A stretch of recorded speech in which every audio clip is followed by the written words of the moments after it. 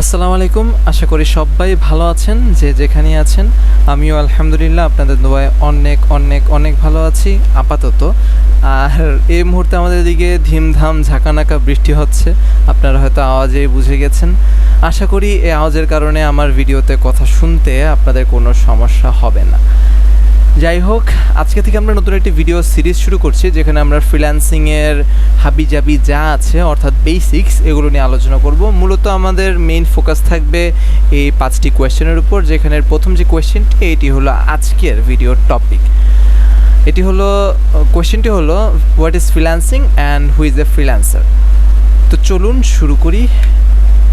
তো ফ্রিল্যান্সিং জিনিসটা আসলে কী?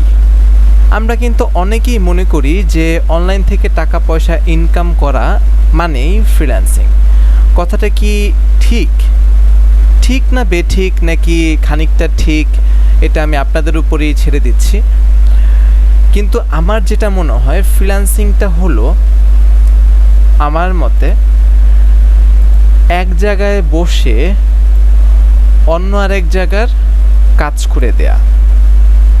এখানে আপনি আছেন, এটা আপনার বাসা হতে পারে, অন্য কোনো জায়গা হতে পারে, কোনো সমস্যা নেই। এখানে আপনি বসে বসে অন্য আরেক জায়গার ক্লায়েন্টের কাজ করে দিচ্ছেন, এটাই হলো ফ্রিল্যান্সিং। আর আপনি অনলাইনে আপনার কাজটা করে সাবমিট করে দিচ্ছেন, আর উনি আপনার কাজের বিনিময়টা আপনাকে অনলাইনেই পে করে দিচ্ছে, অর্থাৎ আপনাকে এই কাজের বিনিময়ে টাকা দিচ্ছে। এটাই আমার মনে হয় ফ্রিল্যান্সিংয়ের বেসিক, মানে ফ্রিল্যান্সিংয়ের সংজ্ঞা। তো আমরা অনেকে যে মনে করি যে অনলাইন থেকে টাকা পয়সা ইনকাম করাই হলো ফ্রিল্যান্সিং। এখন এটা যদি সূক্ষ্ম দৃষ্টিকোণ থেকে চিন্তা করি, আমার মনে হয় না পুরোপুরি ঠিক। কারণ অনলাইন থেকে কিন্তু অনেকভাবেই টাকা ইনকাম করা যায়, যেমন ইউটিউব, ফেসবুকে কন্টেন্ট ক্রিয়েশনের মাধ্যমে, ব্লগিংয়ের মাধ্যমে, অ্যাফিলিয়েট মার্কেটিংয়ের মাধ্যমে, এরকম হাবিজাবি অনেক ওয়ে আছে অনলাইন থেকে টাকা পয়সা নামিয়ে আনার।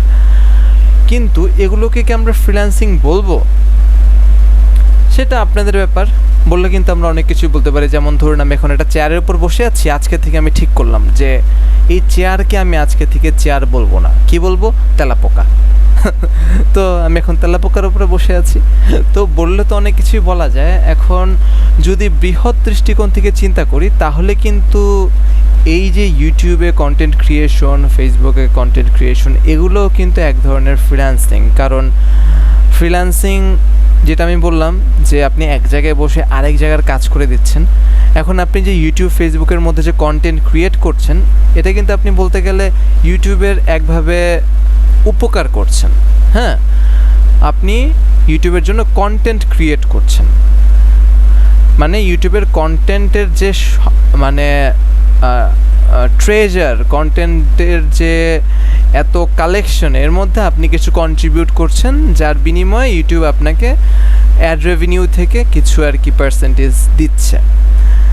এখন ইউটিউব এক জায়গার কোম্পানি, ওখানের কাজ আপনি আপনার বাসায় বসে করে দিচ্ছেন। তো ওইভাবেও এটা এক ধরনের ফ্রিল্যান্সিংই বলা চলে। তো এটাই মোটামুটি ফ্রিল্যান্সিং। আর এই ফ্রিল্যান্সিংয়ের যে কনসেপ্টটা, এটাকে আমরা এখন বর্তমানের যে অবস্থা, এটার সাথে কিন্তু অনেকটা রিলেট করতে পারি। যেমন এখন করোনার কারণে লকডাউন দেওয়াতে কিন্তু অফিস বন্ধ ছিল, অথবা এখনও আছে। অফিস বন্ধ থাকলেও কিন্তু অফিসের কাজ বন্ধ ছিল না, কারণ অফিসের এমপ্লয়িরা বাসায় বসেই অফিসের কাজগুলো করে অনলাইনে সাবমিট করছিল, অথবা যেমনি যা করার করছিল।